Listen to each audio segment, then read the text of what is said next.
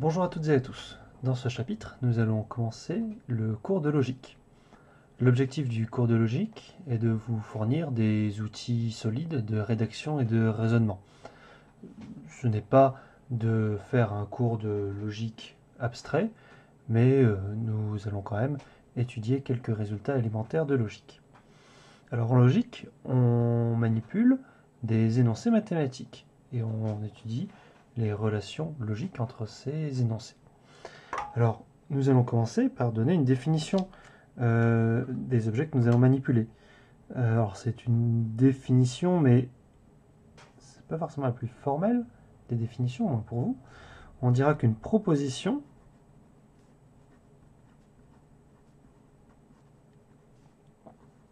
est un énoncé mathématique.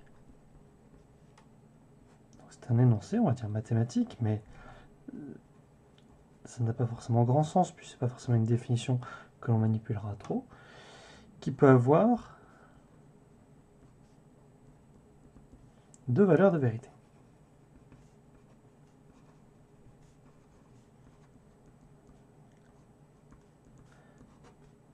Vrai ou faux. On dira V pour vrai et F pour faux. Donc par exemple, on a la phrase 42 est plus petit, est inférieur ou égal à 1515. Ça, c'est un énoncé mathématique. On a la phrase la fonction f définie de R dans R qui a x donne x carré est croissante. Ça, c'est un autre énoncé mathématique. Ces deux phrases ont des valeurs de vérité. Je vous laisse déterminer lesquelles, c'est très simple. Bon, et ce que on va faire des choses avec ces phrases, on va les combiner. Quand on les combine, on réalise des opérations dessus. C'est ce qu'on appelle un opérateur. Un opérateur logique. Ou un connecteur logique. Donc, plutôt un connecteur logique. Donc un connecteur logique. Ce n'est pas forcément une définition que vous avez à apprendre. C'est un outil, on pourrait voir ça comme une fonction mathématique qui permettant de construire une nouvelle proposition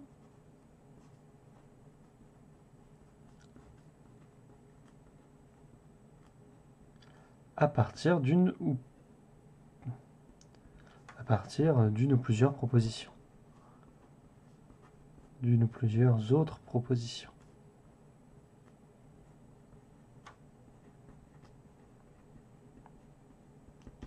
Nous allons étudier quelques connecteurs dans ce cours. D'abord le nom, ensuite le et, le ou, l'implication et l'équivalence. Donc, alors, comment définir un connecteur? Eh bien, on le définit en donnant toutes les valeurs possibles des propositions que l'on donne en entrée. Donc, définition. Donc là, on définit la table de vérité d'un opérateur.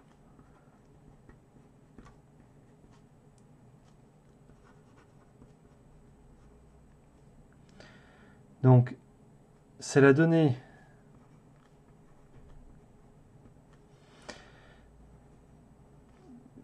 de la valeur de vérité de la proposition construite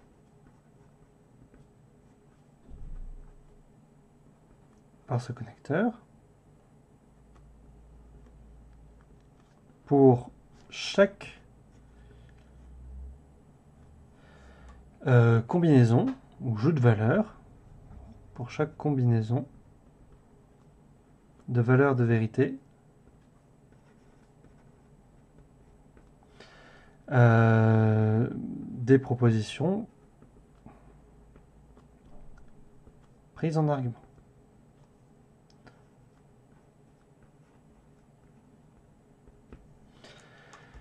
Alors, c'est une définition un peu longue, c'est pas vraiment une définition que vous avez à connaître. Ce qu'il faut surtout savoir, c'est le faire en pratique. Donc, un connecteur, on peut le voir comme une fonction qui prend des propositions en argument, qui a pour sortie une proposition, et on donne en fait l'écriture de cette fonction. On va voir un exemple tout de suite. Et c'est le plus important avec le ou, avec le nom, pardon. Donc définition. Donc si P est une proposition, je dis que la phrase non P, je le dis ainsi, je dis que non P est vrai si P est fausse, et non P est fausse si P est vrai. Donc non P, ça c'est ce qu'on, donc cette phrase là, c'est ce que l'on lit non P ou contraire de P. Et donc ce non ici, c'est un connecteur qui prend un argument. Donc on peut tracer sa table de vérité. Alors c'est très simple, c'est trop grand d'ailleurs. Donc comment est-ce qu'on trace une table de vérité? On fait une table, on donne toutes les valeurs possibles en entrée. Ici c'est très simple. Et on donne toutes les valeurs concordantes en sortie. Faux, vrai ici. C'est un exemple simpliste. Et on construira des exemples un peu plus compliqués ensuite. Donc ça c'est pour le non. Alors, quand on construit des propositions, on va se poser la question, est-ce que ces propositions sont les mêmes logiquement, c'est-à-dire prennent toujours les mêmes valeurs de vérité? Donc là, on a une notion qui s'appelle la notion d'équivalence logique. Donc, on dira, alors c'est pas une définition très formelle, on dira que deux propositions sont équivalentes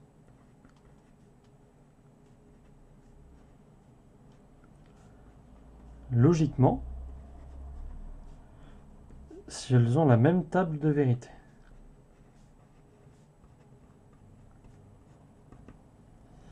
Et le symbole que l'on utilise, c'est le symbole d'équivalence logique. On utilisera ce symbole-là. Ça, c'est l'équivalence, mais au sens logique. On en parlera ensemble.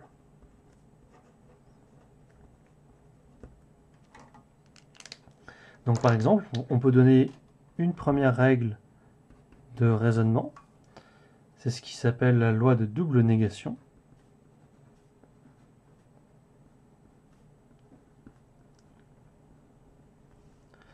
Donc, si P est une proposition,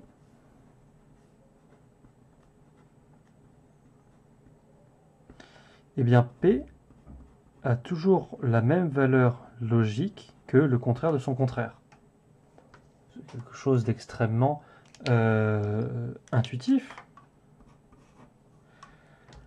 C'est une règle de raisonnement et on peut le justifier comment? En traçant des tables de vérité. Donc, vu qu'on a un seul argument P, on a juste deux lignes. Donc, P, on va construire une table intermédiaire non P. On va construire le contraire du contraire de P. Je vous laisse le compléter, c'est extrêmement simple. Vous pouvez mettre en vidéo, et la vidéo en pause, et je vous laisse reprendre quand vous avez terminé. Donc, on met les deux valeurs de vérité pour P. Le contraire de P, on inverse. Faux et vrai. Et quand on fait le contraire, on change faux en vrai et vrai en faux. Donc, tout simplement. Et ceci démontre que P est toujours équivalente logiquement au contraire de son contraire. Donc c'est une première règle de raisonnement logique. Alors, pour la négation en tant que juste en tant que connecteur, on n'aura pas grand chose à dire de plus, mais on verra comment cela jouera avec d'autres connecteurs. Donc on va définir maintenant le et le ou. Donc définition. Et on va les définir par leur table de vérité. Donc on définit donc si P et Q sont deux propositions,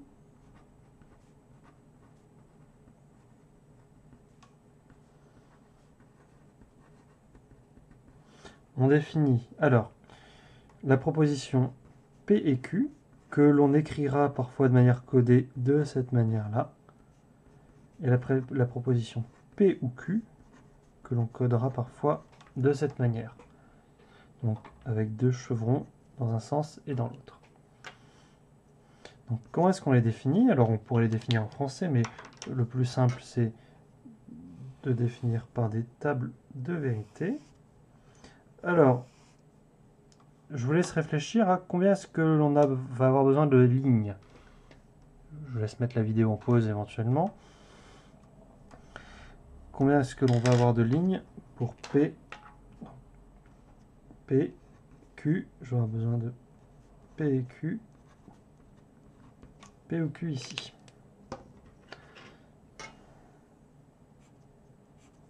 Combien de lignes?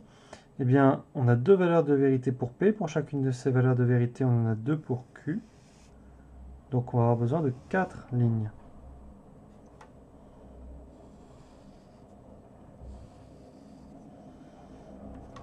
Hop. Donc, comment est-ce que l'on fait? On commence par mettre les deux valeurs de vérité, puis après, souvent, on fait un miroir sur ces deux premières valeurs, là. Et on met les deux valeurs suivantes pour Q. On va discuter de pourquoi est-ce que l'on fait ça. C'est assez pratique comme manière de construire cette table. Donc, P et Q est vrai uniquement quand P et Q sont vrais, et fausse, et c'est faux le reste du temps. P ou Q est faux uniquement quand P et Q sont fausses, et c'est vrai le reste du temps. Donc, cela vous définit maintenant deux connecteurs logiques. Une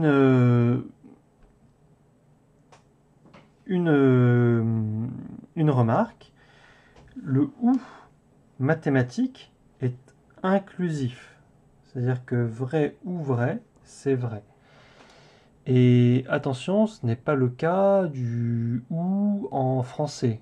Quand on vous dit fromage ou dessert au restaurant, généralement vous ne pouvez pas prendre les deux, ou du moins pas pour le même prix. Hein. Donc attention à cette petite discordance entre l'usage mathématique, le ou est toujours inclusif, et l'usage courant dans la langue, où le ou la plupart du temps est entendu de manière exclusive. Alors il y a un ou exclusif, ça existe, hein, il suffit de mettre un faux ici, c'est ce qu'on appelle le ou exclusif, ou alors le XOR en anglais informatique, on va dire. On va beaucoup jouer avec les et les ou. Il y a quelques règles à savoir dessus. Donc,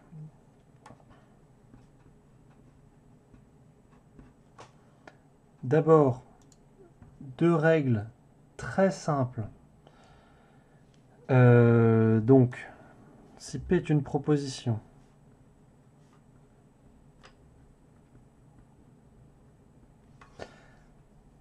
tout d'abord, c'est ce qu'on appelle la règle du tiers exclu.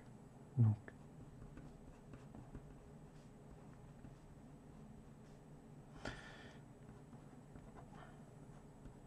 P ou non P, c'est toujours vrai.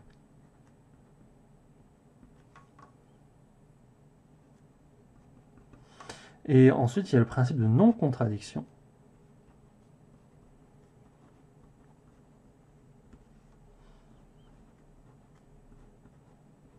P et non P.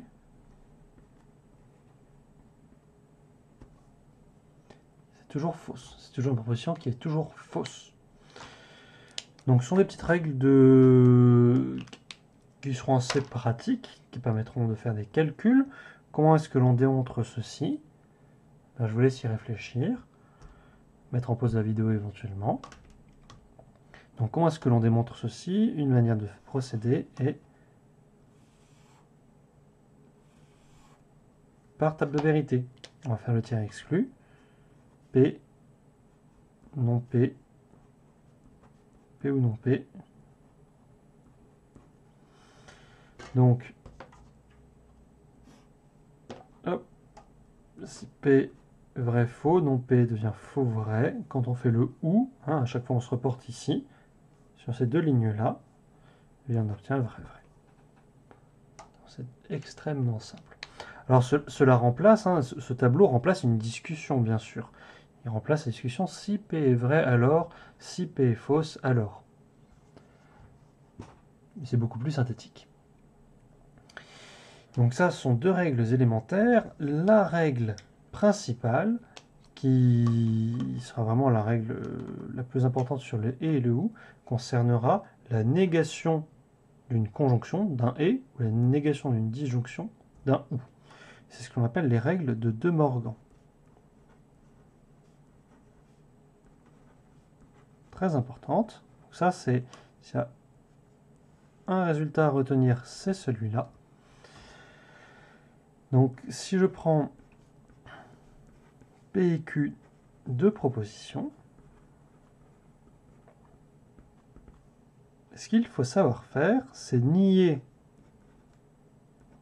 la conjonction P et Q et nier la disjonction P ou Q. Je vais essayer éventuellement réfléchir à ce que cela vaut en mettant en pause. Si vous reprenez la vidéo, eh bien ceci, donc la négation de P et Q, c'est non P ou non Q. Et la négation de P ou Q, c'est non P et non Q.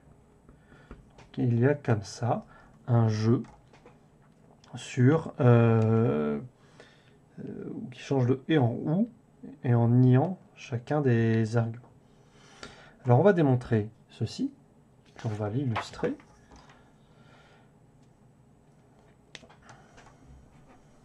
Donc pour le premier, on peut faire une règle, on peut faire un tableau de vérité. C'est quelque chose de très simple.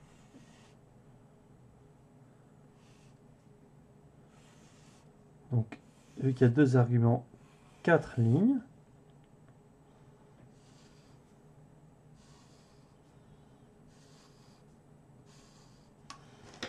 Donc ici on met P, Q,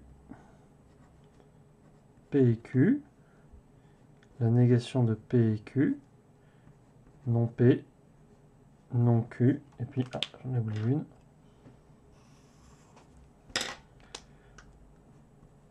Non P ou non Q. Donc pour P, la valeur de vérité vrai, fausse. On fait un miroir, faux, vrai, puis on complète avec Q pour faux et faux. Donc P et Q, on a vrai ici, faux tout ailleurs. Donc là on a le contraire, faux ici, vrai tout ailleurs. Pour non P, on a le contraire de la première colonne, faux, vrai, vrai, faux. Pour non Q, on a le contraire de la deuxième colonne, faux, faux, vrai, vrai. Et donc pour non P ou non Q, on a donc faux ici, et sur les trois autres, on a vrai, en lisant ici.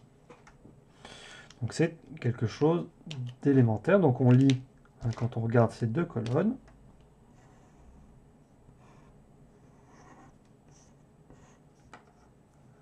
donc celle-là,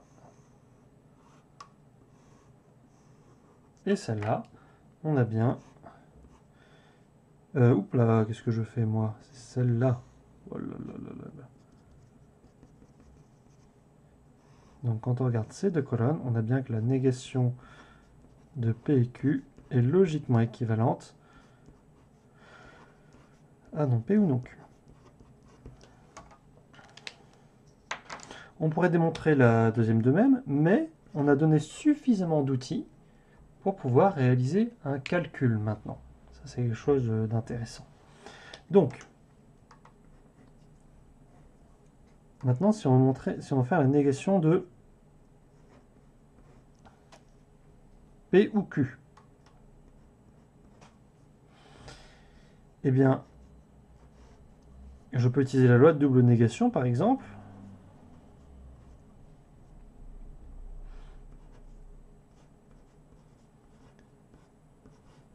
À l'intérieur.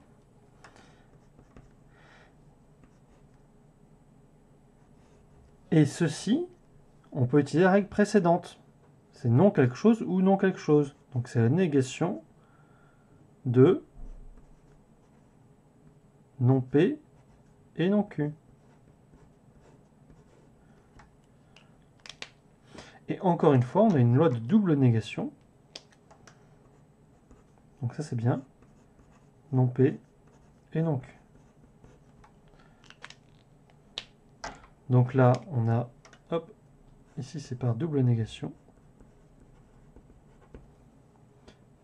Et là aussi. Et là, c'est par la loi de De Morgan.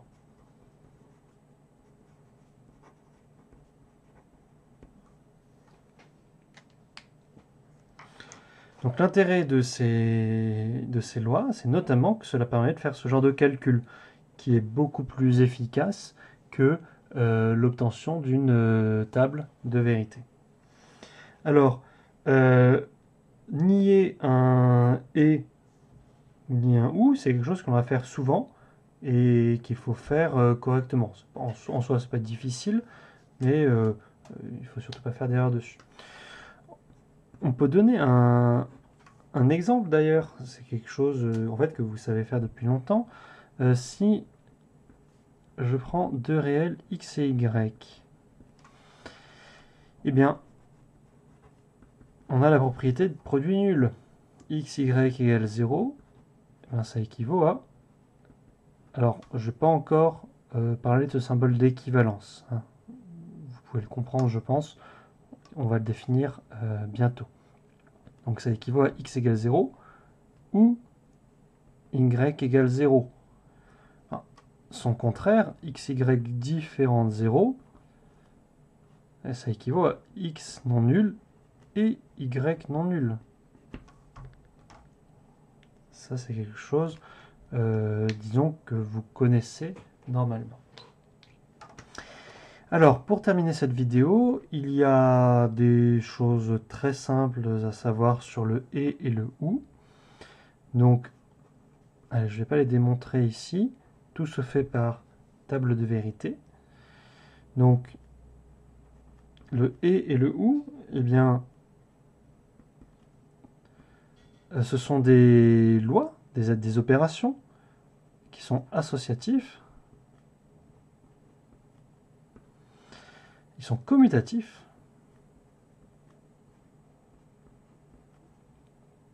Et puis ils sont distributifs l'un sur l'autre.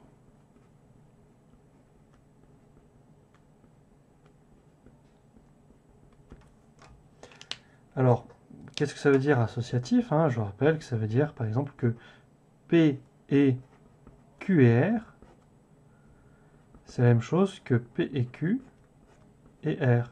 C'est-à-dire quand on a des et, on n'a pas besoin de mettre de parenthèse. Pareil pour les ou. Pour la commutativité, c'est, par exemple avec le ou, P ou Q, c'est la même chose que Q ou P. Tout ceci se lit sur l'étape de vérité. C'est assez élémentaire. Je vous laisse réfléchir à ce que veut dire la distributivité d'une loi sur l'autre.